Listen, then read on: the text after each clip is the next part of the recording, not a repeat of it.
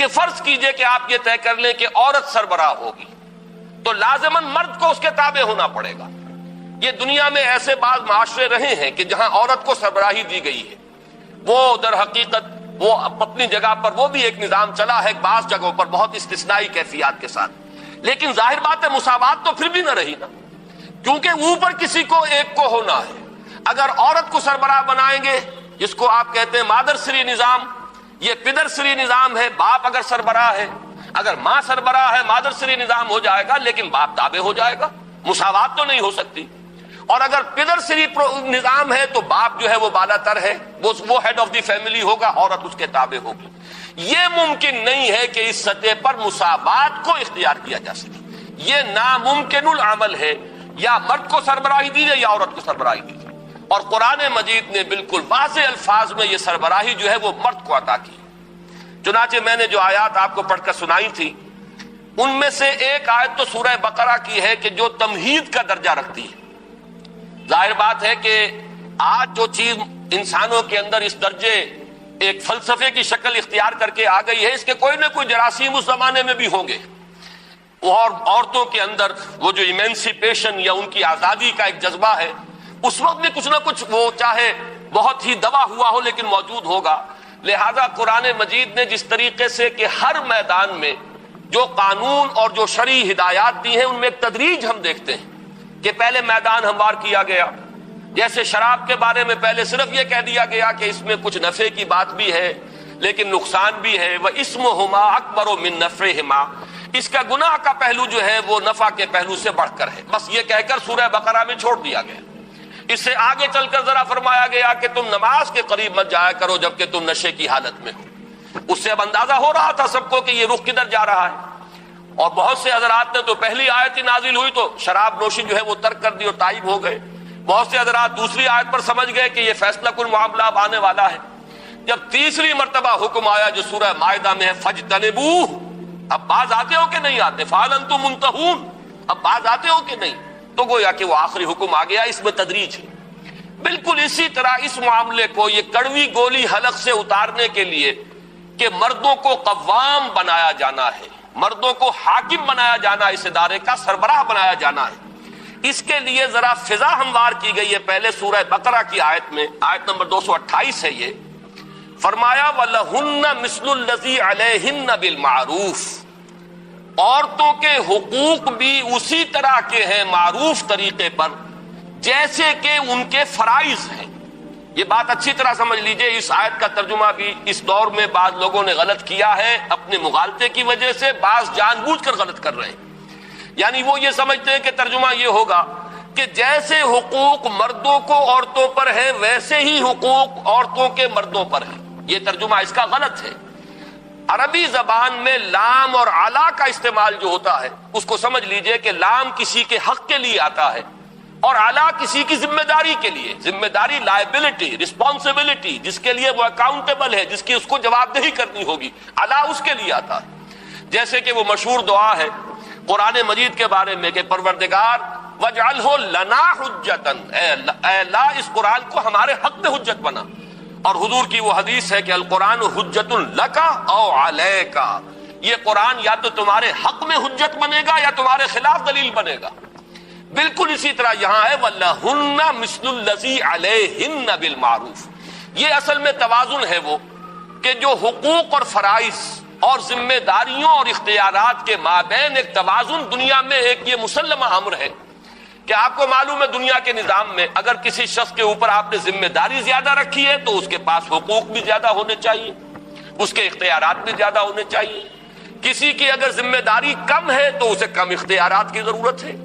یہ توازن در حقیقت حقوق و فرائض کا ہے، یہ توازن ذمہ داریوں اور اختیارات کا ہے۔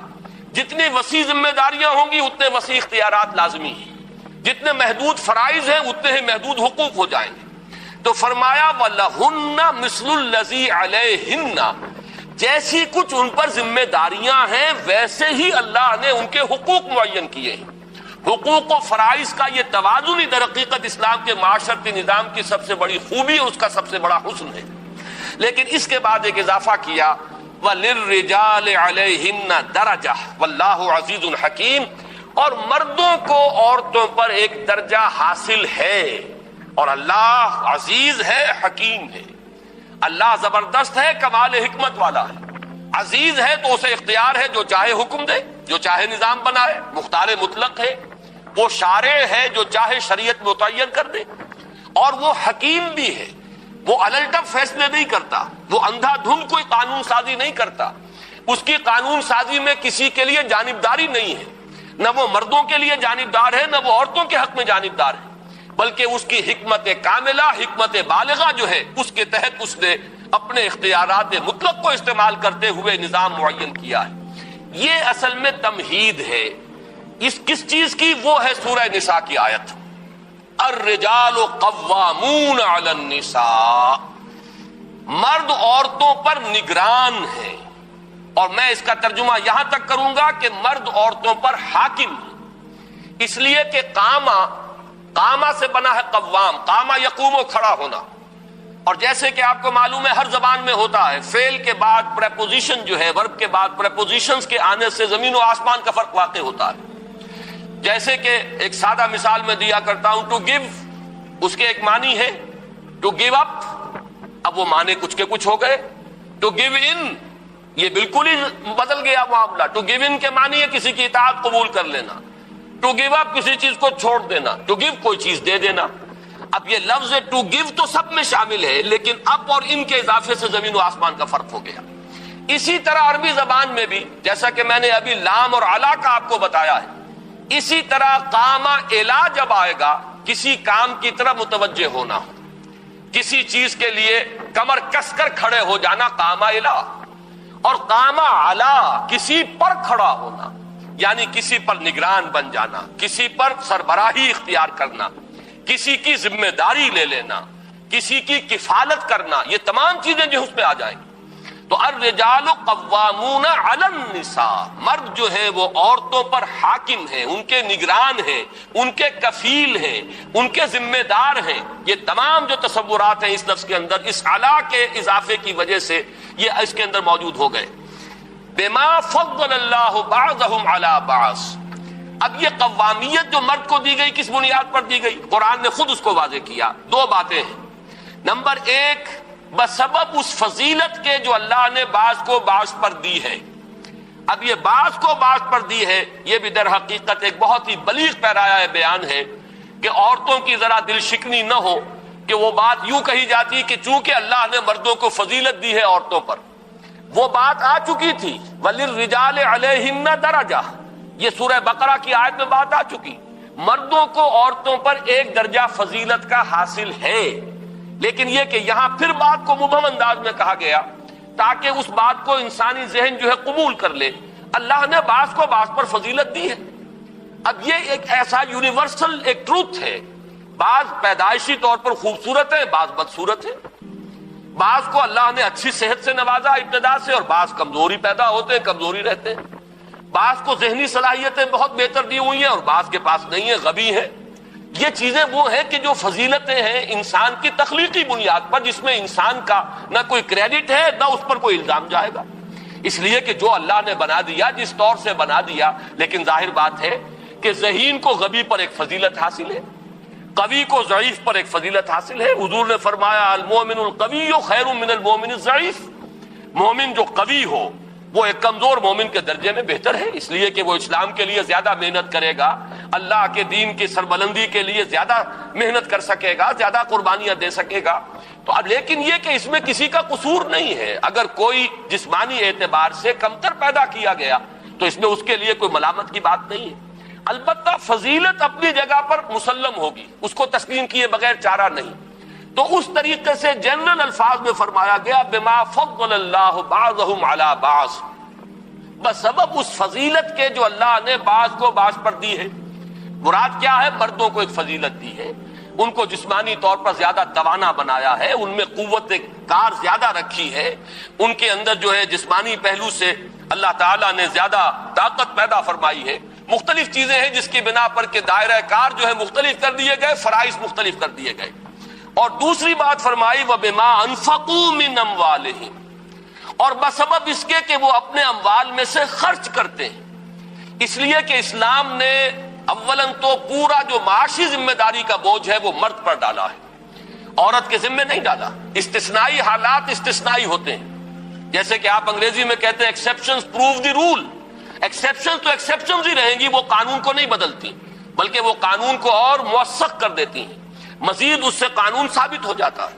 تو استثنائی حالات اور ہیں، اگر کوئی بیوہ ہے بیچاری اور اس کے چھوٹے بچے ہیں، وہ دوسری شادی بھی نہیں کرنا چاہتی اپنے ان بچوں کی وجہ سے، اور وہ کوئی محنت مزدوری کر رہی ہے، وہ گھر میں بیٹھ کر کپڑے سی رہی ہے، یا کوئی بچوں کو پڑھا کر اپنا پیٹ پال رہی ہے، اپنے بچوں کی پرورش کا سامان کر رہی ہے، تو بہت بڑی نیکی کما رہی ہے۔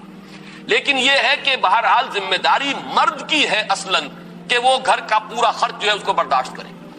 اسی کو سمجھیے کہ بطور علامت یہ مہر جو ہمارے ہاں ہے، یہ مہر کیوں ہے جس پر کہ اتنا زور ہے پورے سورہ بقرہ میں اور سورہ نساء میں، جہاں بھی کہیں خواتین کا معاملہ آیا ہے اس میں آپ کو وہ وَآتُوا النِّسَاءَ صَدُقَاتِهِنَّ نِحْلَةً، یہ مہر جو ہے یہ ان کو خوش دلی کے ساتھ ادا کیا کرو۔ اس کا مطلب کیا ہے؟ ظاہر بات ہے کہ مہر عورت کی قیمت نہیں ہے، معاذ اللہ، عورت کوئی فروختنی شے نہیں ہے کہ مہر کے عوض آپ نے اسے خرید لیا۔ یہ صرف ایک سمبل ہے، ایک علامت ہے اس بات کی کہ مرد طالب ہے، عورت مطلوب ہے۔ اس کے لیے علامت کے طور پر یہ چیز رکھ دی گئی ہے کہ کچھ نہ کچھ اپنا مال وہ خرچ کرتا ہے، اور یہ در حقیقت ایک علامت بن گئی ہے اس کے طالب ہونے کی۔ حالانکہ ویسے اگر دیکھا جائے تو سیدھی بات ہے، جیسے مرد کو عورت کی ضرورت ہے، عورت کو بھی مرد کی ضرورت ہے۔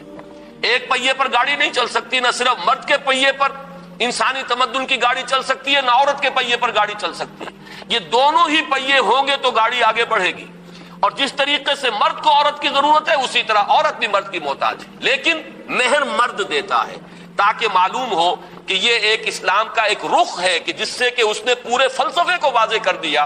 بما انفقوا من اموالہم، سب سے پہلے تو یہ کہ رشتہ ازدواج کا آغاز ہی ہوا مرد کے مہر ادا کرنے سے، اور پھر یہ کہ اس خاندان کی پوری کفالت کی ذمہ داری مرد نے لی ہے۔ یہ دو بنیادیں ہیں جس کی بنا پر کہ اسلام نے مرد کو حاکمیت دی ہے، قوامیت دی ہے، مرد کو سربراہ بنایا ہے، عورت کو اس کی اطاعت کا حکم دیا گیا ہے۔ لہذا ذرا یہاں دیکھیے اس کے بعد کے الفاظ کیا ہیں، فَالصَّالِحَاتُ قَانِتَاتٌ، پس نیک بیویاں وہ ہیں کہ جو فرما بردار ہیں۔ فرما بردار کن کی؟ اپنی۔ یہ قنوت کا لفظ یا اللہ کے لیے آتا ہے، جیسے کہ ہم نے ابھی سورہ احزاب کی آیت میں پڑھا تھا، والقانتین والقانتات، فرما بردار مرد اور فرما بردار عورتیں۔ قنوت کہتے ہیں فرما بردارانہ انداز میں کھڑے ہو جانے کو، کسی کے حضور میں کھڑے ہونا، جھک کر کھڑے ہونا، گویا کہ اس کا حکم ماننے کے لیے انسان آمادہ ہے کہ جو حکم دیں گے بصر و چشم میں اسے قبول کروں گا۔ اسی لیے جو دعا ہم کھڑے ہو کر مانگتے ہیں وطر میں، اسے دعائے قنوت کہا جاتا ہے کہ ہم نے وہ دست بستہ کھڑے ہو کر اللہ کے حضور میں ہم نے وہ دعا مانگی ہے۔ ورنہ عام طور پر دعا جو ہے انسان وہ بیٹھ کر مانگتا ہے۔ نماز کے بھی قاعدہ اخیرہ کے اندر دعا ہے، ایسے بھی آپ نماز کے اختتام کے بعد بھی دعا مانگتے ہیں بیٹھ کر، دعائے قنوت، وہ در حقیقت کھڑے ہو کر۔ تو دست بستہ کسی کے حضور میں حاضر رہنا، اس کے حکم کو بجا لانے کی آمادگی کے ساتھ یہ قنوت کی اصل روح ہے۔ تو اللہ کا قانت بندہ اور اللہ کی قانت کنیز بندی، لیکن یہاں یہ لفظ آیا ہے فالصالحات قانتات، نیک بیویاں وہ ہیں جو شوہروں کی اطاعت گزار ہیں۔ اب یہاں جان لیجئے وہ قاعدہ کلیہ اپنی جگہ پر قائم رہے گا کہ لا طاعت لمخلوق فی معصیت الخالق۔ حضور صلی اللہ علیہ وسلم نے فرمایا مخلوق میں سے کسی کی اطاعت نہیں ہو سکتی جس میں کہ خالق کی معصیت لازم آ رہی ہو۔ حاکم کی اطاعت نہیں ہوگی، استاد کی اطاعت نہیں ہوگی، والدین کی اطاعت نہیں ہوگی اگر وہ اللہ کے حکم کے خلاف حکم دے۔ اگر باپ کہتا ہے نماز نہ پڑھو تو نہیں مانا جائے گا، والدہ کہتی ہے کہ نماز نہ پڑھو نہیں مانا جائے گا، اس لیے کہ لا طاعت لمخلوق فی معصیت الخالق۔ اگر حاکم جو ہے اللہ کی شریعت کے حکم کے خلاف حکم دیتا تو نہیں مانا جائے گا، لا سمع ولا طاعۃ، نہ سنیں گے نہ اطاعت کریں گے۔ بالکل اسی طریقے سے عورت اپنے شوہر کے اس حکم کی تو خلاف ورزی کر سکتی ہے، بلکہ اسے کرنا چاہیے، یہ اس کے ایمان کا تقاضا ہے، جو شریعت کے حکم کے خلاف وہ حکم دے۔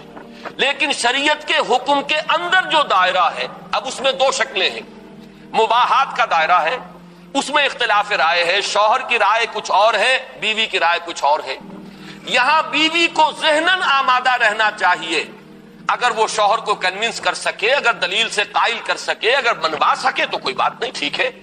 لیکن یہ کہ اگر وہ اختلاف قائم رہتا ہے تو قرآن مجید کی آیت کی روح سے بیوی کو مستقل طور پر ذہناً آمادہ رہنا چاہیے کہ وہ اپنی رائے کو پیچھے ڈال کر اپنے شوہر کی رائے پر عمل کرے. یہ اس کا وہ جذبہ ہے کہ جس میں اس نے شوہر کی سربراہی کو گویا کہ ذہناً اور قلباً قبول کیا ہے. یہ اس آیت کا اصل مفہوم ہے. فالصالحات قانتات، نیک بیویاں وہ ہیں جو شوہروں کی اطاعت گزار ہیں، جو ان کا حکم ماننے والی. حکم کہاں؟ مباحات کے دائرے میں. جہاں اللہ تعالیٰ کے حکم کے خلاف حکم، وہ نہیں مانا جائے گا. وہ تو پھر اس بندہ مومن اور اس اللہ کی اس بندی کے لیے امتحان ہے، آزمائش ہے اس کے ایمان کا. لیکن یہ کہ اگر اس کے دائرے کے اندر ہے تو اپنی رائے کو پیچھے ڈال کر اپنے شوہر کی رائے پر عمل کرنا، یہ ہے وہ کہ جو ایک مسلمان بیوی سے اسلام کا اور قرآن کا تقاضا ہے. فالصالحات قانتات حافظات للغیب بما حفظ اللہ، وہ حفاظت کرنے والی ہیں رازوں کی بھی. اور ظاہر بات ہے کہ اب اس عورت کا بیوی ہونے کے ناطے اس عورت کا ناموس اب اس کا اپنا ناموس نہیں، اس کے شوہر کا ناموس ہے. اس کی عزت اپنی عزت نہیں، اس کے شوہر کی عزت ہے. پھر یہ کہ گھروں میں وہ اپنے شوہروں کے مال کی امین ہے، شوہروں کی رازوں کی امین ہے. تو سب سے بڑا جو اہم دوسرا وصف ہے کہ جو ایک کسی مسلمان بیوی میں اس آیہ مبارکہ کی روح سے ہونا چاہیے، وہ یہ ہے کہ شوہروں کی عزت و ناموس کی حفاظت کرنے والی، ان کے پیٹھ پیچھے ان کی عدم موجودگی میں ان کے مال کی، ان کے رازوں کی حفاظت کرنے والیاں بما حفظ اللہ، جیسے کہ اللہ تعالیٰ نے بھی حفاظت فرمائی ہے. وہ ہمارے نہ معلوم کتنے راز ہیں جن کو اللہ نے چھپایا ہوا ہے. اگر ہمارے وہ راز تشت ازبام ہو جائیں تو ہم دنیا کو شاید منہ دکھانے کے قابل نہ رہیں. اور یہ رسوائی ہے کہ جس سے اللہ تعالیٰ کی پناہ مانگتے رہنا چاہیے کہ اللہ ولا تخزنا یوم القیامہ، اے اللہ ہمیں قیامت کے دن رسوا نہ کیجو. بلکہ یہ کہ ہمارے ان عیوب کی ستاری فرمائی اور اس کو ان کے اوپر جیسے تو نے دنیا میں پردہ ڈالے رکھا، آخرت میں بھی پردہ ڈالے رکھی. تو اسی طریقے سے عورت کا معاملہ ہے کہ وہ اپنے شوہر کے، ظاہر بات ہے کہ جس قدر اس سے واقف ہے، اس کی کمزوریوں سے واقف ہے، اس کے جو بھی کوئی راز ہے ان سے واقف ہے، تو اس کی وہ امانت دار ہے. یہ ہے وہ آیہ مبارکہ کہ جس میں یہ جو انتظامی اور قانونی سطح ہے اس پر اسلام نے ہرگز مساوات نہیں رکھی، بلکہ اس قانونی سطح پر آ کر ایک ادارے کے نظم کو برقرار رکھنے کے لیے مرد کو حاکم اور قوام کی حیثیت دی ہے اور اس پر معاشی کفالت کا بوجھ ڈالا ہے، اور عورت کے ذمہ یہ لگایا ہے کہ وہ اپنے شوہر کی تابع داری کرے، اس کی فرما برداری کرے اور اس کی عزت و ناموس اور اس کے مال اور اس کے رازوں کی حفاظت کرے. اس کے ضمن میں جو ایک نقطہ میں واضح کرنا چاہتا ہوں، وقت بہت کم رہ گیا ہے، وہ یہ ہے کہ یہ معاملہ بھی اصل میں بعض لوگوں کے سامنے اس طرح آیا ہے کہ صرف اس کا ایک رخ سامنے آتا ہے. اس کا دوسرا رخ یہ ہے کہ اسلام نے کمپنسیٹ کیا ہے عورت کو، یہاں اس پہلو سے قانونی درجے میں اسے کمتر رکھا ہے، وہاں بعض دوسرے پہلوؤں سے اس کی اس کمی کی تلافی کی ہے، اس کسر کا جبر کیا ہے اسلام نے. اس کی کیا شکل ہے اس کو سمجھنے کے لیے پہلے میں آپ کے سامنے ایک مثال رکھتا ہوں. آپ ترازو کی مثال سامنے رکھیے. ترازو کو جہاں سے آپ پکڑتے ہیں وہ بالکل درمیان میں ہوتی جگہ، دونوں طرف اس کے بازو برابر ہیں، لہذا وہ ڈنڈی سیدھی ہے. ایک سیر ادھر ڈالیں گے تو ایک سیر ادھر ڈالنا ہوگا تاکہ وہ ڈنڈی سیدھی رہے. لیکن اگر ترازو کے پکڑنے کی جگہ ذرا آپ ایک طرف کر دیں، ایک بازو ترازی کا لمبا ہو جائے اور ایک چھوٹا ہو جائے، تو اب ظاہر بات ہے کہ جو لمبا بازو ہے اس میں ایک سیر ڈالیں گے تو اس چھوٹے بازو والے میں 2 سیر ڈالیں گے تب وہ جا کر مساوی ہوگا اور ڈنڈی سیدھی رہے گی. تو توازن میں کیا ہوتا ہے کہ اگر ایک طرف سے کہیں کوئی اضافہ ہو جائے تو دوسرے پہلو سے کمی ہو، اور اگر دوسری طرف کسی پہلو سے کمی ہے تو کسی اور دوسرے پہلو سے اس کے اندر اضافہ کر دیا جائے تو توازن قائم ہوگا. اور یہ بات بہت اہم ہے کہ اسلام کے پورے عمرانی فلسفے میں اصل جو ویلیو ہے وہ توازن ہے. اقیم الوزن بالقسط ولا تخسر المیزان، یہ توازن ہے در حقیقت اسلام کے پورے نظام کا جو سب سے بڑا حسن اور خوبی کا پہلو ہے.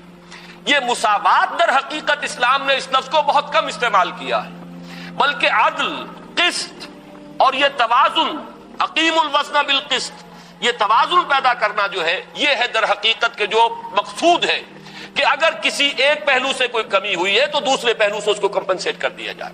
اب میں اس کی چند مثالیں آپ کو دیتا ہوں. دیکھیے، مرد اور عورت ہونے کے ناطے جیسا کہ میں نے عرض کیا تھا کہ ایک ماں اور باپ، قانونی اعتبار سے باپ کا درجہ بہت افضل ہے ماں کی نسبت. اس لیے کہ اولاد اصلاً اسلام کی روح سے باپ کی ہے. ماں کے پاس وہ رہے گی، اگر سیپریشن ہو گئی ہے کچھ عرصے کے لیے، وہ اولاد کی بہتری کے لیے ماں کے پاس اولاد رہ سکتی ہے، لیکن بالآخر اولاد کو لوٹنا ہے مرد کی طرف، باپ کی طرف جانا ہے، اس لیے کہ قانوناً اولاد اسلام کی روح سے باپ کی. لیکن اب اس قصر کا جبر کس طور سے کیا، اب آپ اس کا اندازہ کیجئے کس قدر خوبصورتی کے ساتھ، کہ جو درجہ اخلاقی اعتبار سے ماں کا ہے باپ کا اس کا عشر عشیر نہیں. اس لیے کہ جنت جو ہے وہ ماں کے قدموں تلے بتائی گئی ہے، باپ کے قدموں تلے نہیں بتائی گئی. جب حضور سے سوال کیا گیا، ایک صحابی نے پوچھا کہ میں کس کے ساتھ حسن سلوک کروں، میرے حسن سلوک کا اولین مستحق کون ہے؟ فرمایا تمہاری والدہ. دوسری مرتبہ پھر سوال کرتے ان کے بعد کون؟ پھر فرمایا تمہاری والدہ. تیسری مرتبہ سوال کیا پھر کون؟ پھر فرمایا تمہاری والدہ. جب چوتھی مرتبہ سوال کیا ہے کہ ان کے بعد کون، تو فرمایا کہ تمہارے والد. معلوم یہ ہوا کہ اب وہ جو قانونی پہلو جو ہے وہ چونکہ اس کی ڈنڈی لمبی ہو گئی تھی وہاں پر کمی کر دی گئی، اور دوسری طرف جو ہے وہ اخلاقی پہلو والا معاملہ، خدمت کا معاملہ، حسن سلوک کا معاملہ، ادب کا معاملہ، جنت کے حصول کا ذریعہ بنانا، وہ ماں کا قدم ہے کہ ان کے نیچے، جیسا کہ وہ حدیث کے اندر الفاظ آئے کہ تحت اقدام الامہات، جنت جو ہے وہ ماؤں کے قدموں تلے. یہ ہے وہ توازن جو اسلام نے پیدا کیا کہ اس طریقے سے جو ایک طرف کمی تھی اس کو دوسری طرف پورا کر دیا ہے. یہی آپ کو بقیہ تمام چیزوں میں بھی نظر آئے گا، بلکہ بعض پہلوؤں سے میں یہ سمجھتا ہوں کہ اسلام نے اپنے عمرانی فلسفے سے بڑھ کر عورت کا ساتھ دیا ہے.